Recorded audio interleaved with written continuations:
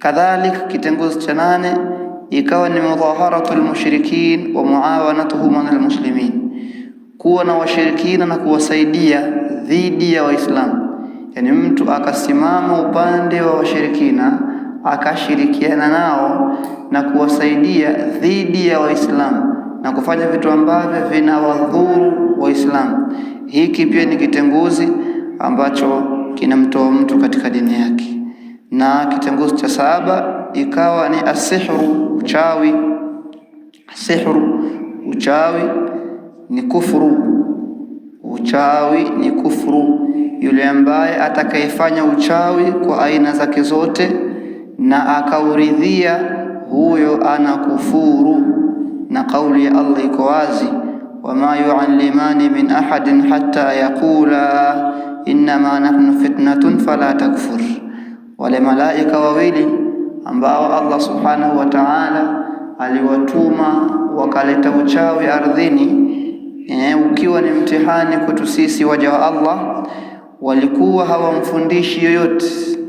Haruta na Marut walikuwa hawamfundishi mtu yoyote uchawi ardhini, isipokuwa watamwambia innama nahnu fitnatun fala takfur, hakika sisi ni fitna kwenu, msikufuru.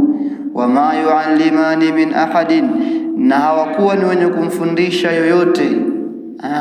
Haruta na Marut waliotumwa uchawi na Allah subhanahu wa ta'ala waulete ardhini, walikuwa si wenye kumfundisha yoyote, hatta yakula, mpaka waseme kumwambia innama nahnu fitnatun, hakika sisi ni fitna kwenu, sisi ni mtihani. Hiki ambacho tumekileta kwenu, tumetumwa kukileta kwenu, ni mtihani kwenu, fala takfur, usikufuru. Haya walikuwa wakiyasema kwa kila yule ambaye alikuwa tayari kuchukua uchawi kutoka kwao.